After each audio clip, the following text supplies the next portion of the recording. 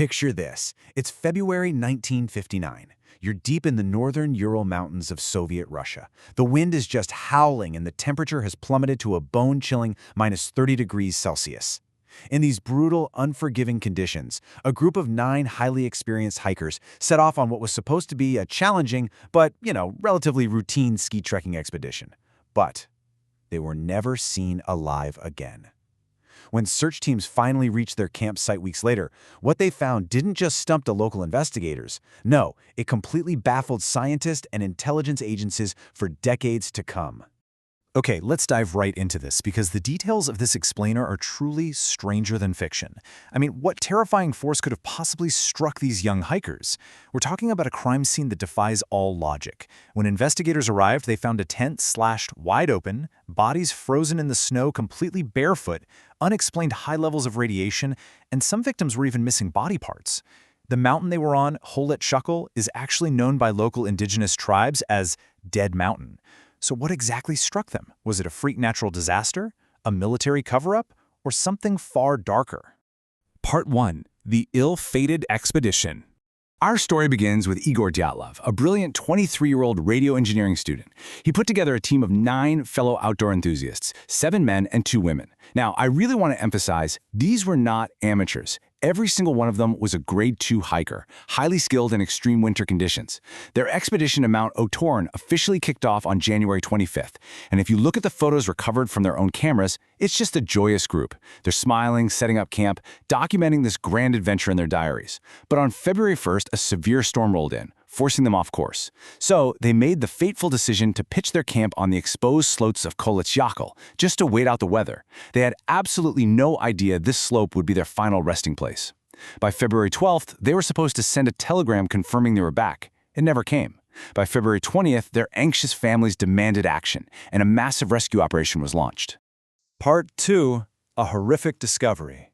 So the searchers finally located the camp, but the scene was straight out of a nightmare. The tent was partially buried in the snow, sure, but it was slashed wide open. And here is the truly terrifying part. It wasn't slashed from the outside by an attacker. It was cut open from the inside. The hikers had panicked. In the absolute dead of night, instead of just untying the tent doors, they felt the urgent need to literally slice their way through the heavy canvas. And after they cut their way out, they fled directly into a blinding blizzard. But they left almost everything behind. Think about that for a second. These seasoned survivalists ran out into the snow completely barefoot, dressed in nothing but their underwear and light socks. They abandoned their boots, their heavy winter coats, and all of their vital survival gear.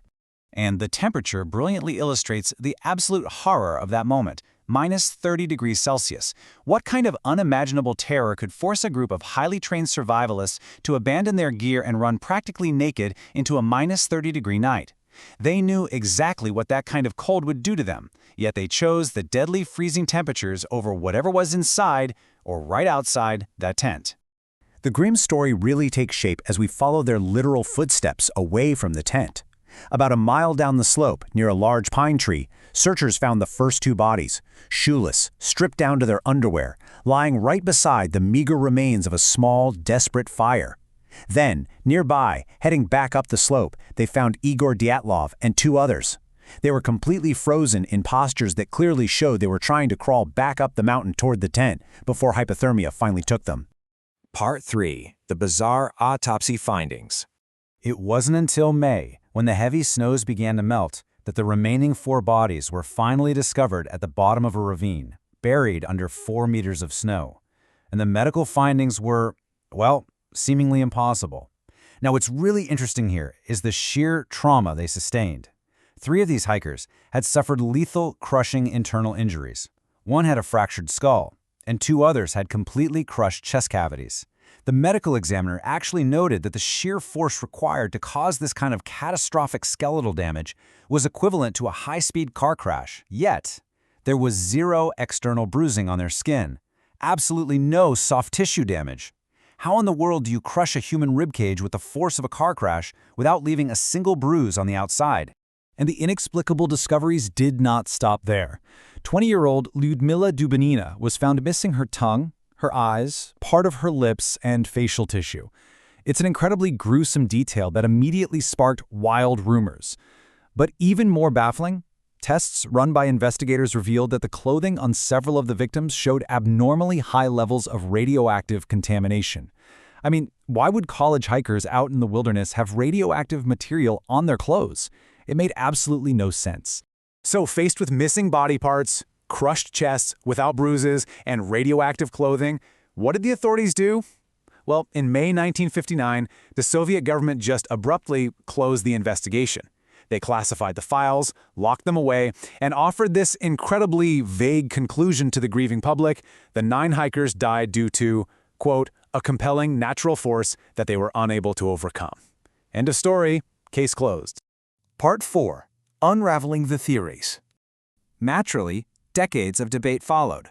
First up, the Mansi tribe attack theory. The idea was, did the local indigenous Mansi people attack the hikers for trespassing on sacred land? Well, this was thoroughly investigated and completely debunked. Why? Because searchers found absolutely 0 footprints in the snow other than those of the 9 hikers themselves. Nobody else was there. But then we have the secret military weapons theory, which, surprisingly, actually has some supporting evidence. Other military groups camping miles away on that exact night reported seeing weird, glowing orange spheres in the sky right over the mountain. Was the team collateral damage from a failed Soviet missile launch or maybe an acoustic weapon test? That would certainly explain the radiation and the military's incredibly swift move to just classify all the files. And we have to briefly mention the fringe theories too. Some localized rumors really captivated the public's imagination, suggesting a creature, like a Soviet Yeti, attacked the camp. People reasoned that only a massive, monstrous creature could inflict those crushing injuries without weapons and cause such primal, blinding panic that experienced hikers would literally run naked into the snow. Ultimately, the crucial point is trying to find a scientific explanation that actually fits all these bizarre facts. And in 2021, we finally got a major breakthrough. Modern scientists proposed a rare, delayed slab avalanche model. According to their computer simulations, a solid block of hard ice and snow slipped down the very specific angle of that slope and struck the tent while they slept. This dense, heavy slab of snow would be enough to crush their ribs just like a car crash, forcing the surviving, terrified hikers to slice their way out of the tent and make a desperate midnight escape into the trees before the freezing temperature set in. Part 5. An Enduring Mystery. While modern science definitely leans toward the tragic avalanche scenario we just talked about, it fundamentally fails to completely explain the rest of the anomalies. I mean, an avalanche doesn't explain the high traces of radiation, right? It doesn't neatly explain the missing tissue, and it certainly doesn't explain those mysterious glowing orange lights in the sky reported by other witnesses.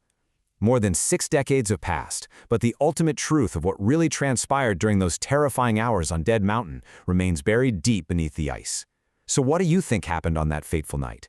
Was this simply a freak natural disaster, a dark government cover-up of a weapons test gone terribly wrong, or something entirely unexplained? The evidence we've explored in this explainer gives us pieces of the puzzle, but the final picture, well, that's still yours to put together.